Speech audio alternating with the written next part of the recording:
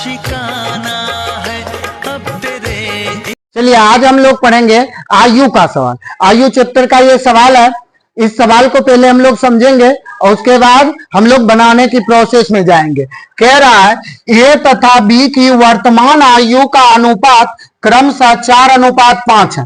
5 वर्ष बाद यह अनुपात क्रमशः 5:6 हो जाएगा। ए की वर्तमान आयु कितनी है? ए की वर्तमान आयु कितनी है? क्वेश्चन देख करके बहुत लोगों को टफ लग रहा होगा, लेकिन टफ ये सवाल नहीं है, बहुत ही आसान सवाल है। नहीं, आयु का ये बहुत ही आसान सवाल है। इसमें हम लोग को एक चीज ध्यान रखना पड़ता है। क्या कह रहा है? 5 वर्ष बाद या फिर पहले?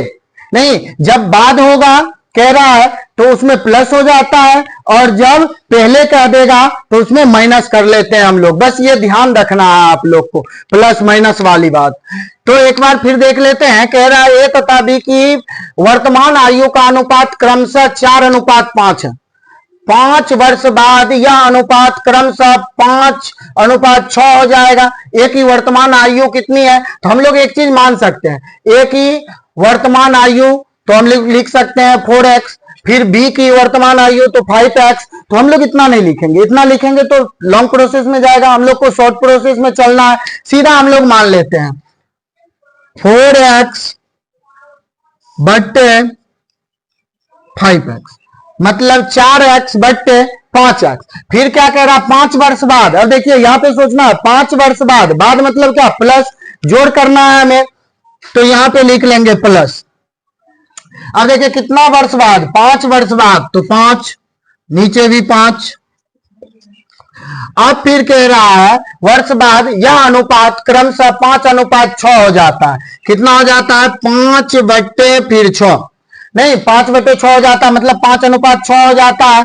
अब देखिए इसको क्रॉस गुना कर दीजिए। ऊपर वाले को गुना करेंगे तो कितना हो जाएगा? 6 को 4 से करेंगे तो 24x प्लस 6 5 30 बराबर, फिर इस 5 से इस नीचे वाले को कर लेते हैं क्रॉस, तो 5 25 x और फिर 5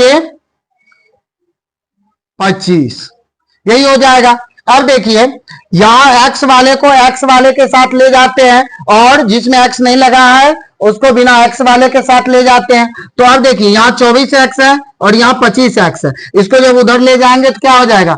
25x में से 24x घट जाएगा, क्योंकि इधर ये प्लस में है, बराबर को साइड में जाएगा तो माइनस में हो जाएगा। तो हम क्या करें? अब इसको जब ले जाएंगे 24x को 25x बराबर के उस साइड 25x के पास, तो ये क्या हो जाएगा?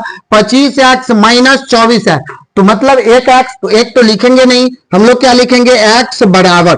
अब देखिए 30 जाएगा उधर, या 25 को इधर ले आएंगे तो क्या हो जाएगा? 30 में से 25 को घटा लेंगे तो क्या हो जाएगा? 5। तो x का वैल्यू क्या निकल गया? 5। अब देखिए आपसे मांगा क्या जा रहा है? ए की वर्तमान आयु। आपको मैं पहले क्या बताया? आप मान ले भी सकते हैं ए की वर्तमान आयु। अगर आप पहले से ही मन में ही मान लिए हैं जो ए का मतलब 4 और बी का मतलब 5, यहां मान लेना। अब ए की वर्तमान आयु कह रहा है तो ए का वैल्यू कितना है? 4। तो हम क्या करें? इसको 4 गुना, यहां x का वैल्यू क्या आया है? 5, तो क्या हो जाएगा? 5 चौके 20। इसका मतलब क्या? जो ए की वर्तमान आयु है वो कितना है? 20 वर्ष है। कितना है? 20 वर्ष है। अब देखिए आप पहले, अब आप कुछ लोगों का कहना होगा ये 4 गुना 5 कैसे हो गया? ये 4 गुना 5 इसलिए हो गया जो भाई हम ए का वैल्यू मान लिए थे आयु तभी 4x, और बी का वैल्यू मान लिए थे 5x। लिखे नहीं थे, क्योंकि लिखते तो लंबा प्रोसेस में जाते। हम पहले ही बोल रहे हैं जो लिखना नहीं है, क्योंकि आसानी से हम लोग कार्य को करें, मतलब समय ज्यादा ना लगाए। तो उसके लिए हम लोग क्या किए? मन में मान लिए थे, और जब मन में मान लिए थे तो ए का वैल्यू कितना माने थे? 4। हमसे पूछा भी जा रहा था जो ए का वैल्यू तो 4x माने थे। यहां देखिए 4 गुना x, x का वैल्यू हमको कितना निकला? 5। दोनों को गुना कर लिए 20 वर्ष।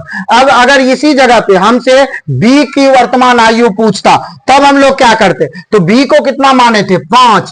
तो 5x माने थे, x का वैल्यू 5 आया था, 5 गुना 5 बराबर 25 हो जाता, 25 वर्ष। अगर बी का मान था तो तो 25 वर्ष, लेकिन मांगा किसका जा रहा है? तो भाई हमसे ए का मांगा जा रहा है, तो ए की वर्तमान आयु कितनी है? 20 वर्ष। तो अब देखेंगे ऑप्शन जो है मेरा कौन सा टैली कर रहा है, तो 10 वर्ष नहीं कर रहा है, 20 वर्ष बी नंबर कर रहा है, तो बी क्या हो जाएगा? इसका सही आंसर 20 हो जाएगा।